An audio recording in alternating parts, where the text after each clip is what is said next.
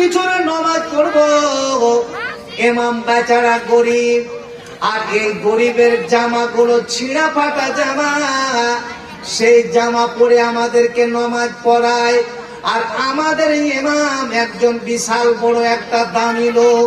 তোমরা কেমন মানুষ যে তোমরা ইমামের জন্য কিছু জামা তৈরি করে দিতে পারবে না? তোমরা চাঁদা করো, টাকা নিয়ে যাও, বাজারে গিয়ে ইমামের জন্য তৈরি করো। সুবহানাল্লাহ। যদি না পারো বলো, আমরা মেয়েরা সবাই মিলে টাকা উঠিয়ে চাঁদা করে ইমামের জন্য সুন্দর করে আমরা জামা তৈরি করব, তাকে আমরা দেব। সে তো আমাদের ইমাম। মা বোন আমার, আজ সে সুযোগটা পেয়েছো, আল্লাহর ঘরের জন্য জালসা, সেই ঘরকে তৈরি করতে হবে, মেরামত করতে হবে। তার জন্য মা বোন এই সুযোগটা পেয়েছো। এই সুযোগ সব সময় পাওয়া যাবে না। মনে বড় আশা ছিল গো, যাবো মদিনায়, আমার আশা আছে সম্বল নাই রে, করি কি উপায়। মনে বড় আশা ছিল গো, যাবো মদিনায়, যেথায় আমার দয়ার রাসূল নীরবে ঘুমায়। কে 200 কি নাম? হ্যাঁ, শিউলি। রব্বে কারীম, জগমায়ের জগমতি শিউলি বাঁচিয়ে যে ছিল, এখানে আসে আমার হাতে 200 টাকা দান করে গেল। সেই দান করো তুমি করো কবুল। যে উদ্দেশ্যে যে নিয়াতে করে গেছেন দান, উদ্দেশ্য পূরণ করো তুমি রহমান। ও আল্লাহ দয়াময়, দয়ার সাগর, করো না করো গো প্রভু, আমিন সুম্মা আমিন। এবার হাজরাতে আলী বললেন, ওগো আমার ছেলে, যাও গিয়ে তোমার আম্মাকে বলো, ও তোমার মাকে বলবে এই টাকা দিয়ে দাও। খাওয়ার মালিক হচ্ছেন আল্লাহ, রুজির মালিক হচ্ছেন আল্লাহ। আল্লাহ যে কোন দিক দিয়ে দেবে, কারণ আল্লাহ রব্বুল আলামিন বলছেন, ওয়া মাইয়াত্তাকিল্লাহ ইয়াজআল লাহু মাখরাজা। হ্যাঁ, এই 500 তোমারে ভাই এক বলেছিলাম 10টা মানুষ 1200 করে, মানে 12 মাসে 1200 টাকা। তো সাইদুর 500 দিয়ে দিয়েছো, আর কত থাকছে? 700 না? 500 টাকা অভাব নাকি? না, আরে আজ যদি দেখো আল্লাহ ফেরেশতা, আল্লাহ দেখাচ্ছে, দেখ এই ফেরেশতারা তোমরাই বলেছিলে যেদেরকে সৃষ্টি করিয়ে না আল্লাহ, দেখ দেখ আমার বান্দা বান্দিকে আল্লাহর ঘরের জন্য এরা রাত্রি ঠান্ডাতে বসে, টাকার প্রয়োজন, পয়সার প্রয়োজন, যখনই মৌলানা বলেছে সঙ্গে সঙ্গে দেওয়ার জন্য প্রস্তুতি নিয়ে নিয়েছে। তো ভাই আমার সাইদুর 500 দিয়েছে। আমি ভাবছিলাম আল্লাহর কোরআন বলছেন, ইন্না ইদ্দাতাশ শুহুরে ইনদাল্লাহি 12 শাহরান, আল্লাহর কাছে 12টা মাসে একটা বছর। যদি 12 মাসে 1200 হতো আলহামদুলিল্লাহ আমি খুশি হতাম। আর একজন 500 টাকা, তো ওই 5000-এর জোড়াটা পেলাম কিনা? কেউ আসেনি? লাস্টে যখন না পাবো তখন জোড়া করিয়ে দেবো। কি করবো? কে ইনি বলছেন? মানে বেশি না, 5000, মাত্র 5000 টাকা।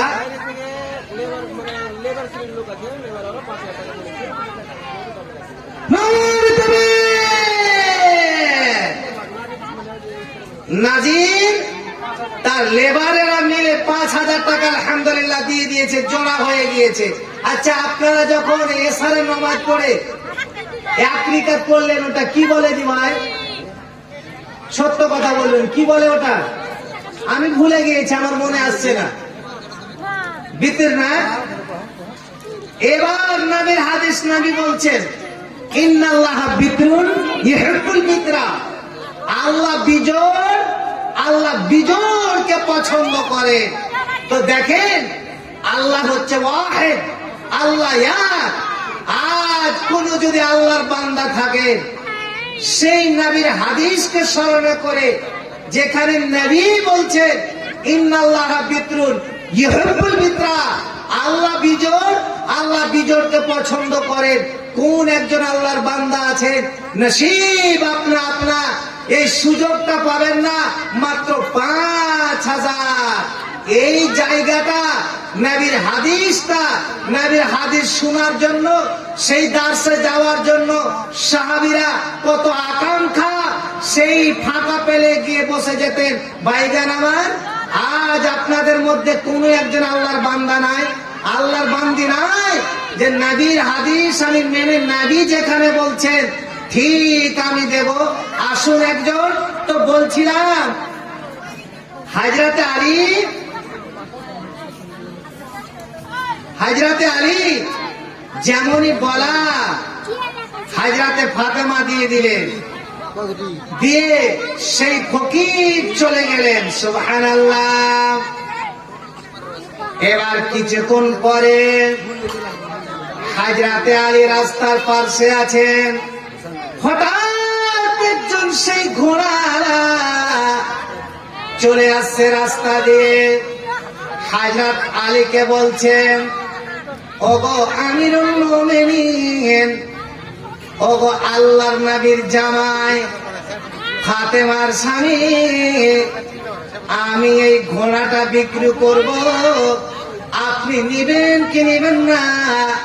দয়া করে বলুন। হযরত আলী বলছেন, ওগো আল্লাহর বান্দা, এখন আমার কাছে সেই তোমার ঘোড়া বা উট কেনার কোনো পয়সা নাই, বলো তুমি যদি বাকিতে দিতে চাও তাও আমি অবশ্যই দেব। এবার যেমনই বলা সুবহানাল্লাহ, হযরতে আলী নিলেন এবং নিয়ে গিয়ে 140 টাকা দিরহামে নিয়ে তিনি বাজারে গেলেন। আর ওখানে বাজারে গিয়ে তিনি 200 দিরহামে সুন্দর করে বিক্রি করে চলে আসলেন। ঠিক এবার 140 দিরহাম সে যার নিয়েছিল সেই উট বা ঘোড়া, তাকে ফেরত দিয়ে 60 দিরহাম বাড়িতে নিয়ে এসে স্ত্রীকে বলছেন নাও।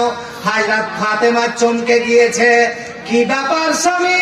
এবার হযরত আলী বলছেন, ওগো আমার অর্ধঙ্গিনী ভালোবাসা, তুমি কি জানো না আল্লাহর কোরআন বলছেন মান জাবিল হাসানা, আল্লাহ যে বলেছেন কেউ যদি আল্লাহর রাস্তায় 1 টাকা দেয়, সে একটা ভালো কাজও করে, শোনো গো আল্লাহর বান্দি, তাহলে আল্লাহ তার পরিবর্তে দেবে সেই 10।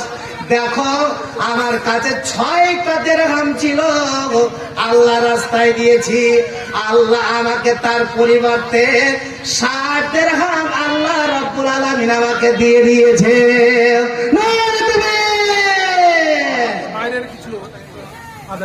বাইরের আদায় জাহির আলাপ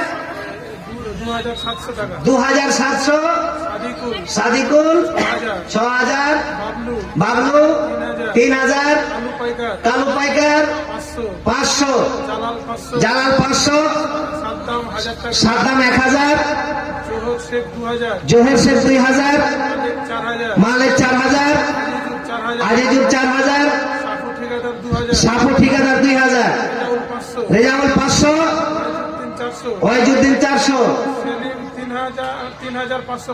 সেলিম 3550, নাজির 5000। আজ আপনাদের সামনে অনেকগুলো দান এসেছে। বোন আমার, আর কি তোমাদের কোনো টাকা পয়সা কেউ দেবে না? শুধু তোমরা এটা ভাবিও না, নবী যখন জাহান্নামের দিকে গেলেন, দেখছেন যে বেশিরভাগ মেয়ে ছেলেরা জাহান্নামী। নবী এসেই বলছেন, এ মেয়ে ছেলের দলেরা, ইয়া মাশারান নিসা তাসাদ্দাকনা, এ মেয়েদের দলেরা তোমরা বেশি বেশি করে দান করো, খায়রাত করো। সুবহানাল্লাহ। নবী কেন আমরা দান করব? নবী বললেন, শোনো আমি যখন জাহান্নামের দিকে গেলাম, সেই জাহান্নাম নিদর্শন করলাম, আমাকে দেখা হলো। আমি দেখলাম বেশিরভাগ মেয়ে ছেলেগুলো জাহান্নামে পড়ে আছে, জাহান্নামের আগুনে আছে। অতএব মায়েরা আমার, বোনেরা আমার, আমি নবী বলছি, তোমরা যত পারো বেশি করে আল্লাহ রাস্তায় দান করো, আল্লাহ রাস্তায় খায়রিয়াত করো। যদি করো তাহলে তোমরা জাহান্নাম থেকে বাঁচবে। ভাইজান আমার, জাহান্নাম এমন একটা জায়গা, যারা অপরাধ করেছে, যারা গুনাহ করেছে, যারা ভুল করেছে, তাদের জায়গা হচ্ছে জাহান্নাম। আর এই জাহান্নাম এমন আগুন, দুনিয়ার আগুন থেকে 69 গুণ বেশি। আর যদি পৃথিবীর আগুনে একটা অঙ্গুল থেকে যায়, অঙ্গুল ঠেকার কারণে আজ আমরা মনে প্রত্যেকে অনেকে দুয়া জানি না, মা বলে চিৎকার করি, বাবা বলে চিৎকার করি, কিন্তু আল্লাহর কোরআন বলছেন, আজ তোমরা যদি কোনো সমস্যায় পড়ো, এদিকে আসাবাতহুম মুসিবা ক্বালু ইন্না লিল্লাহি ওয়া ইন্না ইলাইহি রাজিউন। আল্লাহ রাব্বুল আলামিন বলছেন, এরে আমার বান্দা বান্দিরা, আজ তোদের কোন সমস্যা হয়, তোদের কোন অঙ্গুল পড়ে যাক, তোরা হোঁচট খেয়ে নিস, কোন জায়গা কেটে যাক, খবরদার মা বলবি না, খবরদার বাবা বলে চিৎকার করবি না। এরে আমার বান্দা বান্দিরা, আমি আল্লাহ তোদের ফর্মুলার দিলাম, যখন তোদের কোন সমস্যা হবে, তখন তোদের মুখ দিয়ে বের হবে, ইন্না লিল্লাহি ওয়া ইন্না ইলাইহি রাজিউন। তো বলুন বাবা আমার, এ মায়েরা আমার, সেই জাহান্নামের আগুন এত তাপ হবে, এত তাপ হবে। সাহাবীরা বলছেন, নবী যখন জাহান্নামের ব্যাপারে বলতেন, আমরা অনেকে বেহুশ হয়ে যেতাম, শুধু জাহান্নামের কথা শুনে না, যখন দুনিয়াতে আমরা আগুনগুলো দেখতাম, সে আগুনের দিক তাকাতাম, তার থেকে 69 গুণ বেশি। তখন এমন ভাবে আমাদেরকে ভয় লাগতো, আমরা কাঁদতে কাঁদতে বেহুশ হয়ে যেতাম, আমাদের কথা সরতো না। ভাইজান বলুন দেখি, সেই জাহান্নাম থেকে যদি মুক্তি নিতে চান, আজ প্রত্যেক যারা বেনমাজি, যারা নমাজের ধার ধারে না, যারা শুধু জুমা পড়ে, প্রত্যেক যুবক ভাইদেরকে বলবো, যুবতী বোনেরাকে বলবো, এ ভাইরা আমার, তোদের পা ধরে বলি, ভাই বোন, তোদের করজড়ো করে বলি, খবরদার তোরা নামাজ ছাড়িস না, তোরা সালাত ছাড়িস না বোন, 5 ওয়াক্ত নামাজি হয়ে যা। এর যুবকরা তোদের বলি, বারবার করে যত নামাজ ছেড়েছিস, আল্লাহর কাছে তওবা ইস্তেগফার কর। আজ থেকে খবরদার তোরা আফ্রিকার নামাজ তোরা ছাড়িস না, তোরা নামাজি হয়ে যা। কারণ জাহান্নামে যখন যাবি, জাহান্নামের লোকে এত কাঁদবে, এত কাঁদবে, আমার তো বলার সময় বেশি নাই। নবী বলছেন, কাঁদতে কাঁদতে চোখের পানি শেষ হয়ে যাবে, তারপরে চিৎকার করবে, চোখ দিয়ে রক্ত ঝরতে থাকবে, রক্তর বন্যা বয়ে যাবে। নবী বলছেন, চোখের পানি এবং রক্ততে যদি নৌকা ছাড়া হয়, নৌকা চালানো হয়, নৌকা চলবে। অতএব প্রত্যেক যুবক যুবতীকে বলছি, আমার ভাইরা, এ বোনেরা, খবরদার তোরা ওই জাহান্নাম থেকে ভয় কর, আর তোরা প্রত্যেকে আল্লাহর বান্দা বান্দি অরিজিনাল হয়ে যা। প্রত্যেকে পড়েন, ইনশাআল্লাহ পড়বেন তো? সবাই একবার ইনশাআল্লাহ পড়ুন, যে মৌলানা আজ থেকে নামাজ ছাড়বো না। একজন ছোট্ট ছেলে 100 টাকা,